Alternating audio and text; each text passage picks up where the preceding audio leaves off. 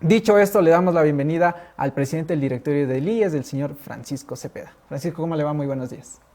Buenos días, Jeff. Muchas gracias por esta entrevista. Gracias también a usted por aceptarla.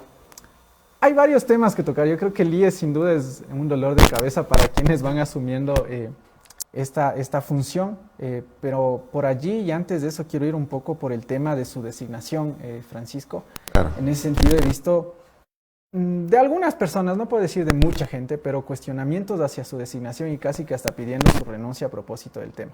¿En qué se basan? Se basan en un informe de la Contraloría que tendría, sobre todo, que determina indicios de responsabilidad penal a proveedores de salud en el 2016. Este informe del 2016, estos contratos entre el 2012 y el 2014.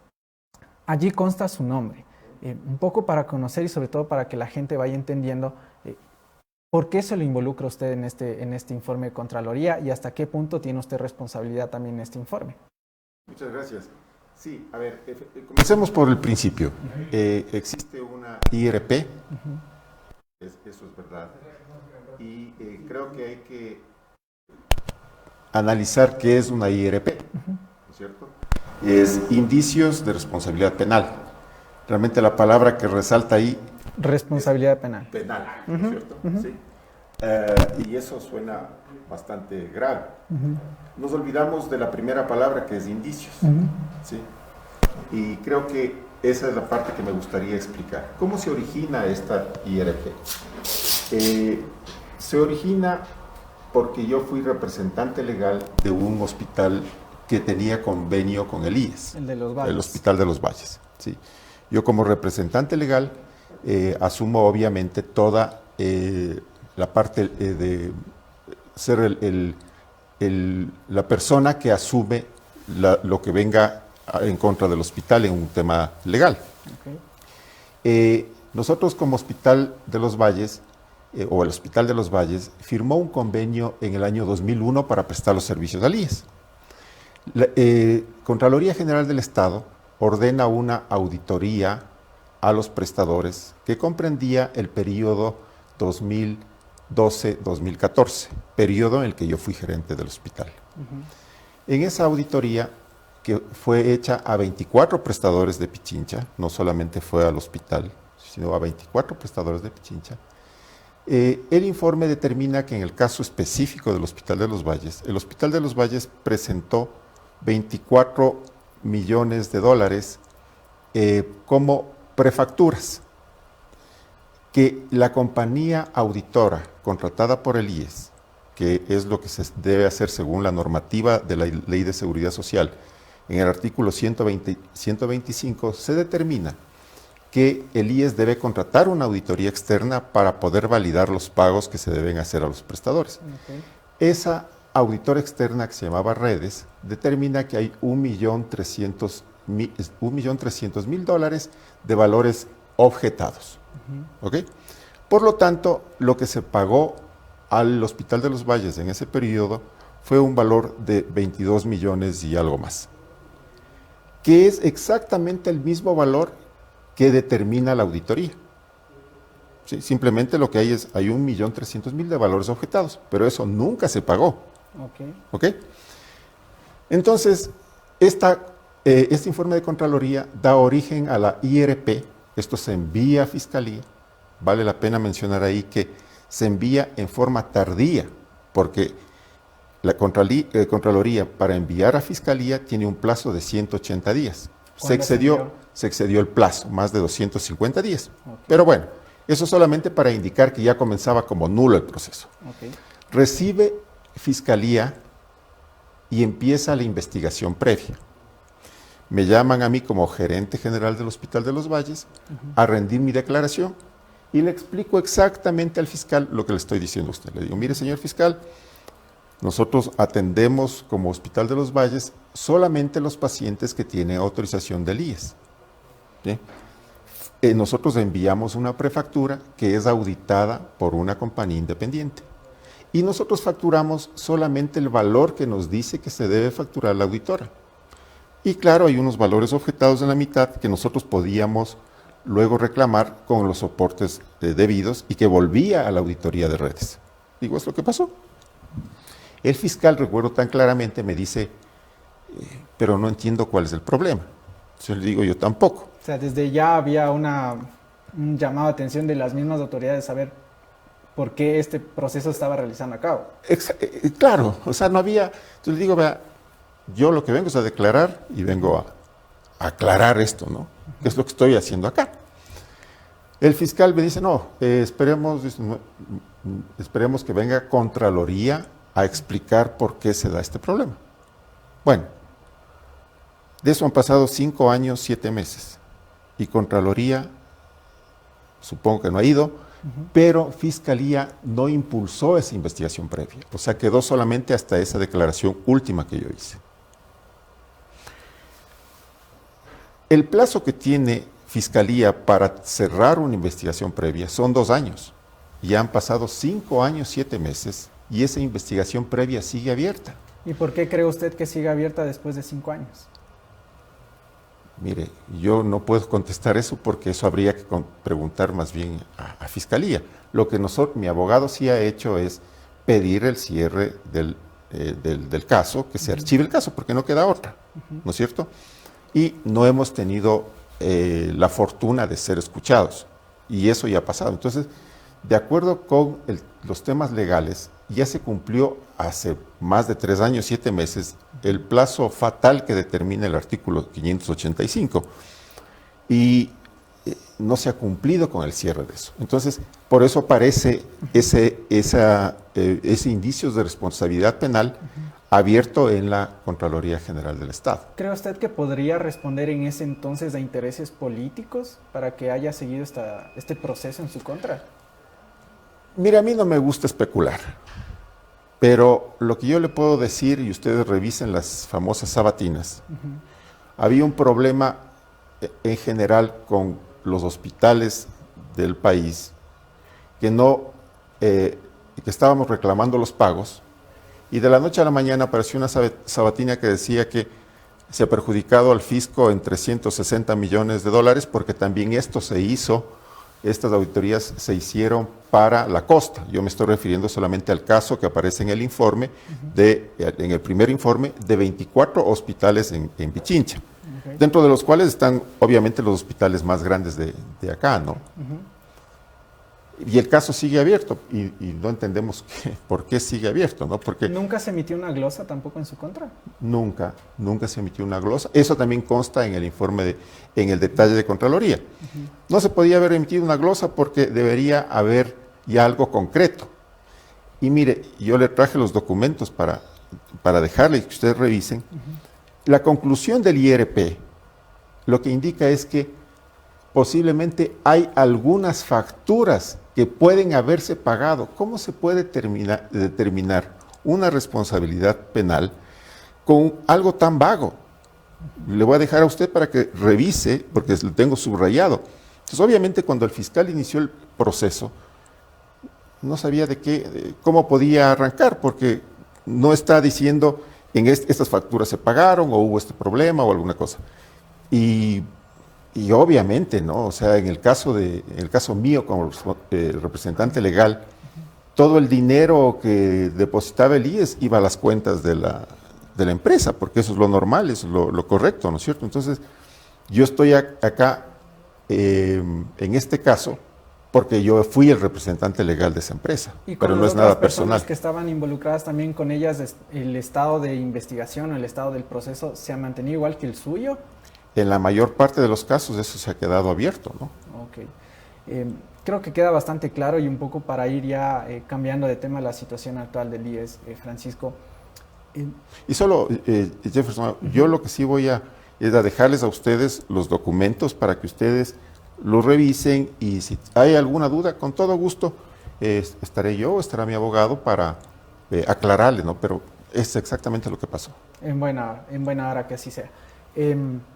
Dentro de estos cuestionamientos que ha habido, precisamente decían, debería dar un paso al costado el señor. Usted ya ha explicado aquí cómo está el proceso y en base a qué se ha determinado este proceso, con base a qué se ha determinado este proceso. En ese sentido, ¿por qué considera usted que su perfil es acorde para asumir el directorio del IES? A ver, mire, yo le voy a dar ahí un criterio muy personal. ¿Sí?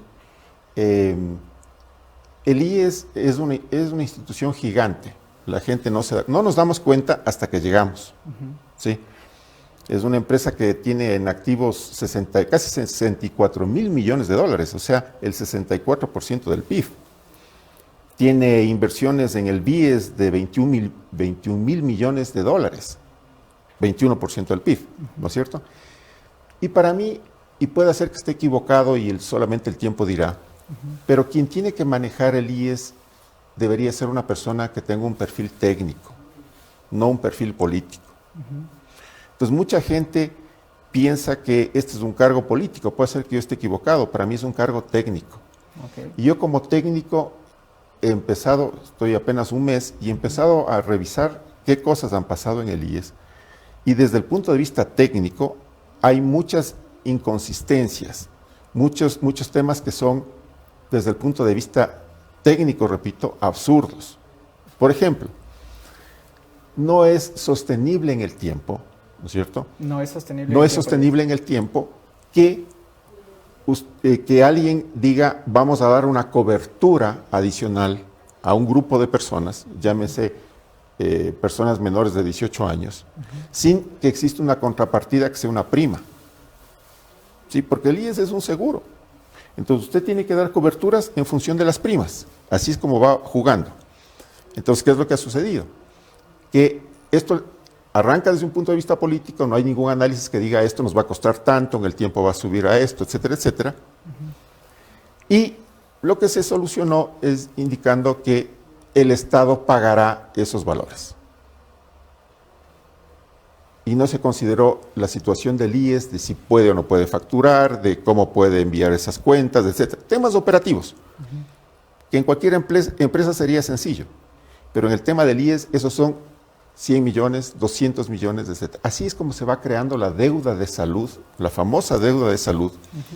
Pero sí se da cuenta que el arranque de la deuda es un tema político y no técnico. Si se hubiera hecho técnicamente las cosas, no estaríamos en el lío que estamos ahora. ¿Y hoy por hoy de cuánto es la deuda en tema de salud en el IES? El tema de salud, aquí traje para no decir una cifra que sea equivocada, estamos en 4.397 millones de dólares.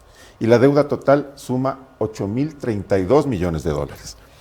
Con un tema adicional. En estas cifras, porque vi una entrevista de 3 expertos y el uno decía son 8.000 millones, el otro decía son 13.000 millones, el otro decía son 21.000 millones.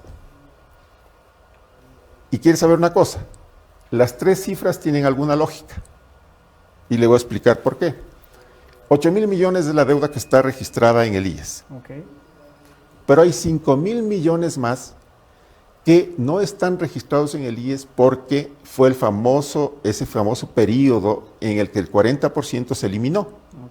Son 5.000 millones. Entonces, alguien dice, es que esos 5.000 millones también debían estar registrados. O sea, técnicamente, si no hay el basamento legal, no puedo registrar. Pero entonces son los 5.000 millones con los que la gente llega a los 13.000. ¿Y cómo se llega a los 21.000?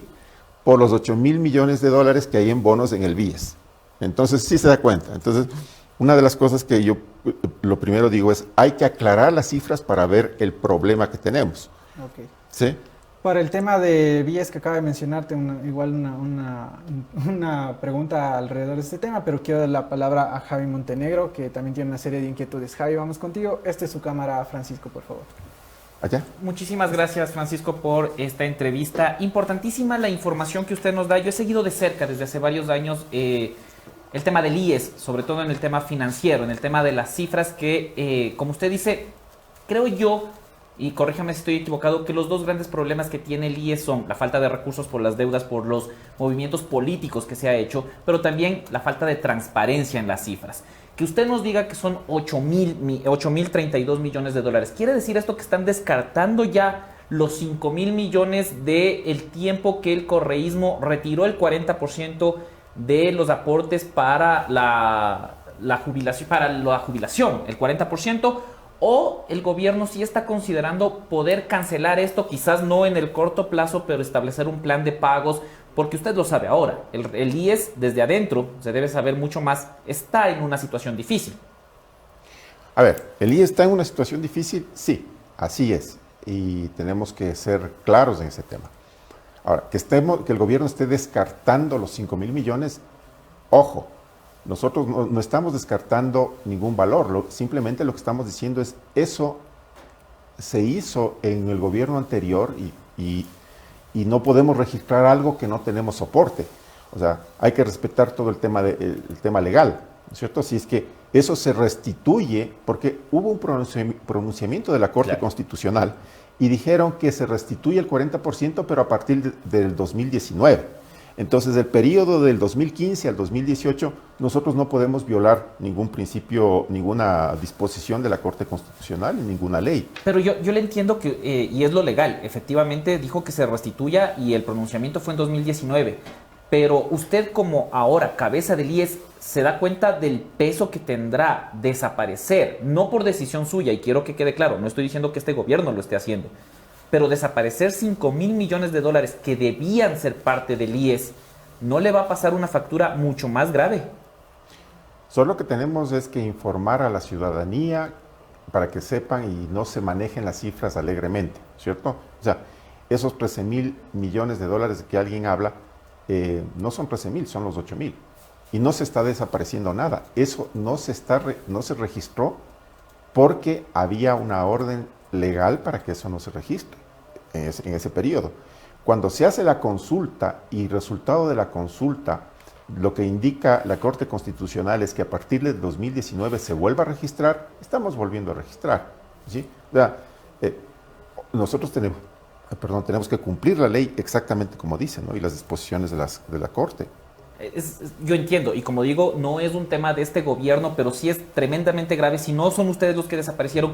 ¿Cómo? Y esto espero que quede claro en la caja de comentarios y quien nos está viendo, si hacen mucha defensa al gobierno del expresidente Correa. Hay que tener claro que la decisión de Rafael Correa, la ley que impulsó, nos acaba de quitar 5.000 millones de dólares que eran necesarios para el funcionamiento del IES. Es importante destacar eso. No es de este gobierno, no es una decisión, es una sentencia y es una ley que se aprobó y que impulsó el expresidente Rafael Correa. 5.000 millones de dólares retirados del IES que nunca llegaron al IES, fruto de una decisión del presidente o del entonces presidente Rafael Correa. Importante aclarar ese dato.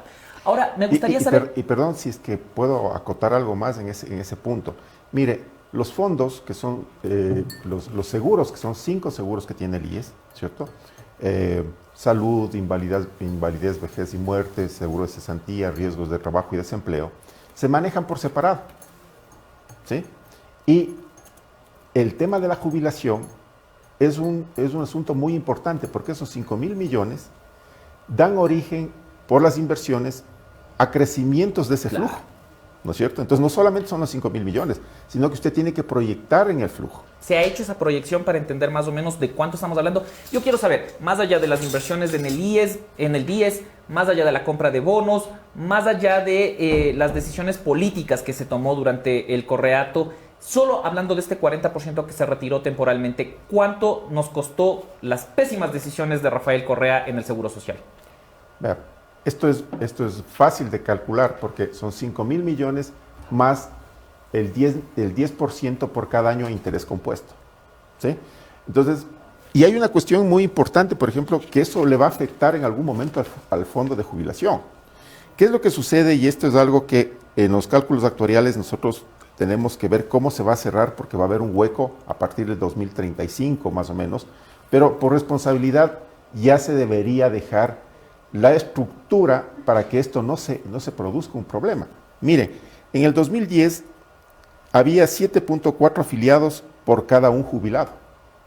En el 2021, o sea, a la fecha, tenemos 5.6 afiliados por cada jubilado.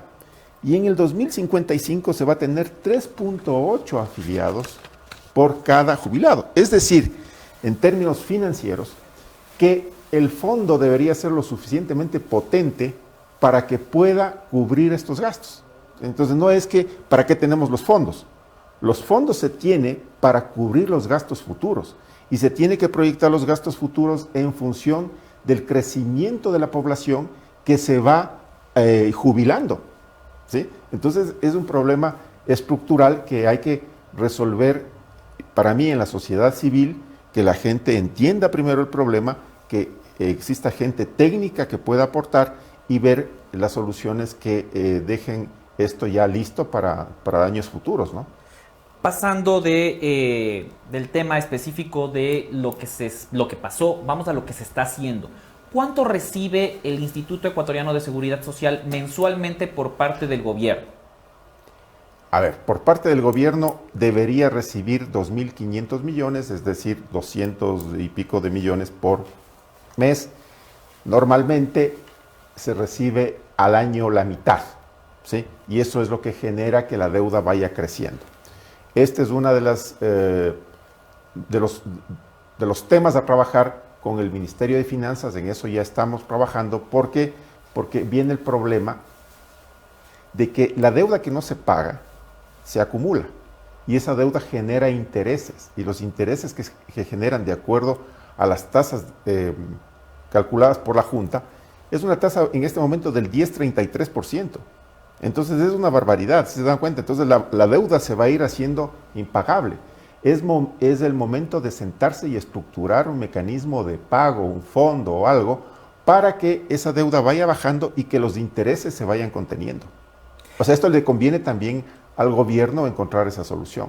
Claro, la aspiración de un convenio de pago, pero es extremadamente grave. Yo espero que usted comprenda también mi sorpresa al tener que recibir 2.500 millones de dólares al año y recibir en promedio más o menos unos 1.200, 1.250 millones. ¿Esto cómo le afecta al IES? Porque claro, el gobierno no tiene más capacidad. Yo entiendo que da lo que le alcanza.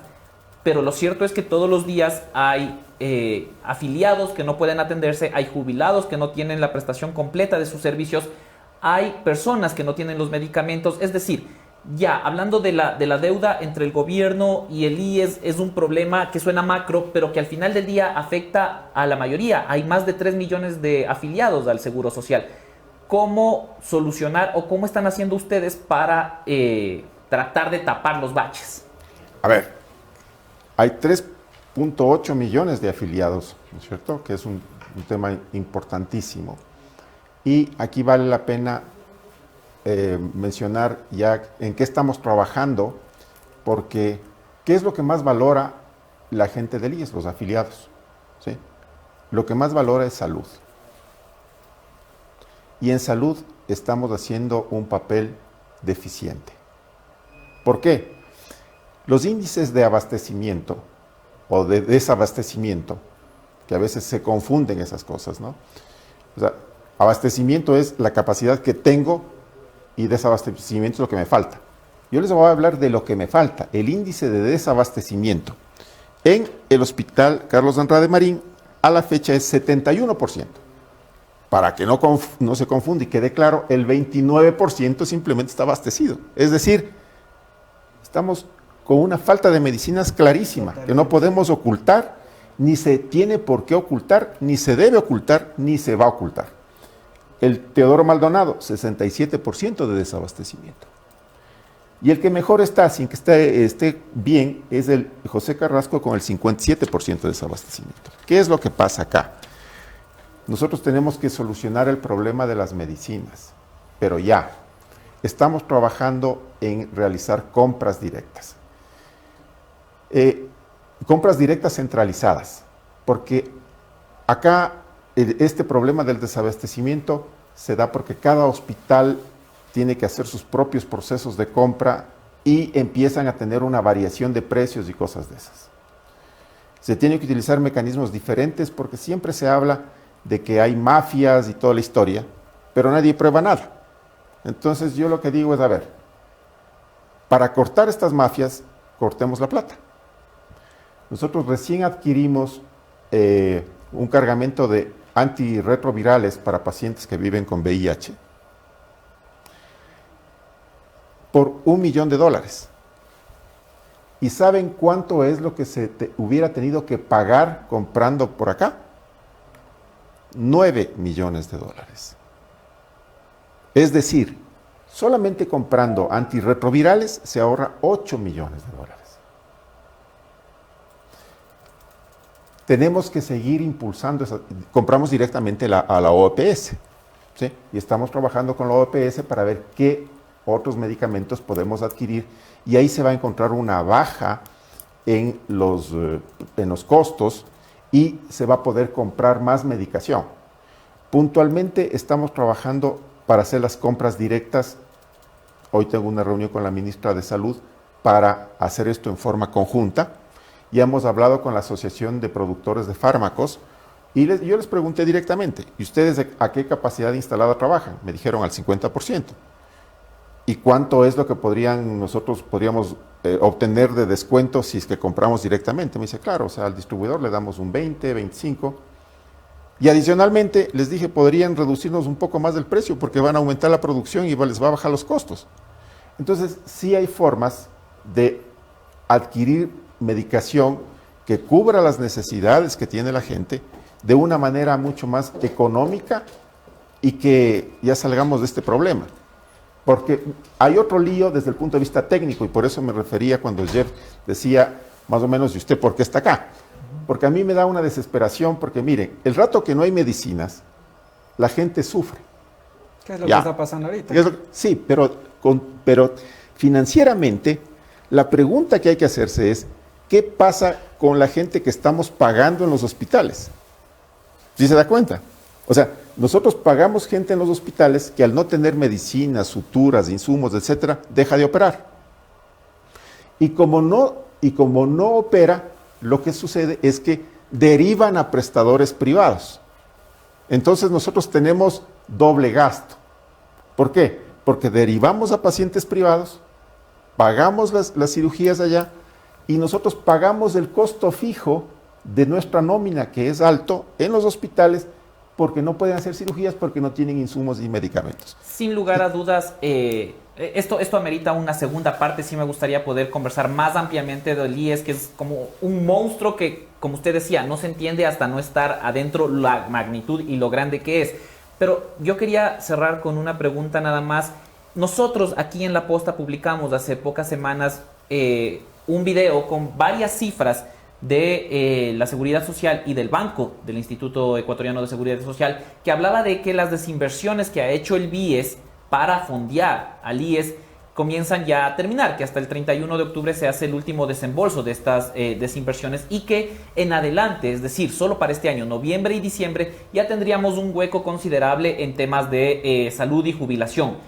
Esto con documentos respaldados de ustedes. Yo quiero que usted nos dé algo de tranquilidad y nos diga si es que se ha logrado solucionar esto, qué va a pasar si es que la atención médica en noviembre, diciembre y las jubilaciones de nuestros afiliados, jubilados del IES, están garantizadas en el tiempo.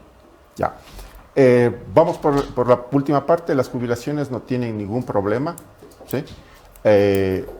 Lo que usted primero acotó es totalmente verdad. El fondo de salud está agotado y necesitamos para noviembre y diciembre recursos frescos que vamos a obtener de el pago de la deuda para cubrir este bache. Pero no podemos estar cubriendo baches, ¿sí? Entonces lo que tenemos que hacer es optimizar el manejo del tema de salud, porque si no vamos a tener un hueco que en el tiempo se va a ir acumulando. Y la gran ventaja, aunque resulte medio extraño lo que voy a decir, es que se acabó el fondo. Porque al tener el fondo se ocultaba esto. Entonces tengo un hueco de 100, saco del fondo y así voy compensando. Pero ahora ya no hay fondo, ¿sí? Lo que ustedes han informado o las cifras que ustedes tienen son verdad, ¿sí? Y como ya no hay fondo, entonces ahora nos toca obtener recursos frescos, es decir, hacer el ejercicio de cobrar parte de la deuda de salud y sobre todo reestructurar de una vez por todas el IES, ¿sí? Porque si no los huecos van a seguir apareciendo.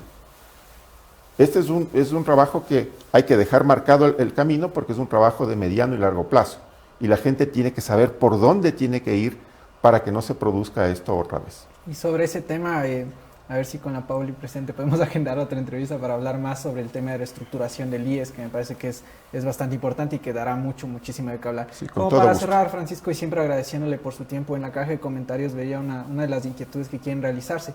y hablan sobre el tema del BIES que usted mencionaba en un inicio. ¿Qué mecanismos se van a aplicar para agilizar la entrega de los créditos hipotecarios en el IES? Esa es una muy buena pregunta. A ver, el promedio de días está por encima en casi un mes frente a lo que hace la banca privada. Okay. ¿Sí? Y miren, acá hay una cosa que deberíamos pensar ya como país y hacer algo técnico. No es posible que se cambien tan frecuentemente los gerentes de un banco, Totalmente de acuerdo. de un hospital. ¿Sí? Al presidente del directorio del IES cámbiele en mañana. Pero los que están trabajando en el día a día, tiene que ser gente que va a durar. En la empresa privada, gran parte del éxito es que si usted es gerente, usted nunca dura menos de 2 años, nunca. Y eso deberíamos aprender. ¿Qué es lo que pasa respondiendo a esa pregunta puntualmente? Es verdad. ¿Qué vamos a hacer? Nosotros no hay un subgerente general que maneje todo eso. Estamos en el proceso de encontrar ese subgerente para que maneje todo el proceso de emisión de los créditos de forma más oportuna, corrigiendo algunas cosas. Hay un nuevo instructivo que se tiene que aprobar para que esto salga más rápido. Okay. ¿Sí? Entonces, estamos conscientes de eso y qué bueno que podamos agendar una nueva cita porque espero yo traerles ya un par de buenas noticias sobre el tema del BIES. Perfecto, estaremos pendientes. Francisco, queremos agradecerle por haber estado esta mañana con nosotros. Algunas de las inquietudes han estado resueltas ya con el presidente del directorio del IES y bueno, vamos a tratar de realizar una segunda entrevista para despejar muchas otras dudas al respecto. Francisco, muchísimas gracias por estar. Gracias, muy amable, gracias. Que tenga usted un buen día. Eso. Estas eran las reflexiones, estas eran las respuestas y declaraciones del presidente del directorio del IES, del señor Francisco Cepeda.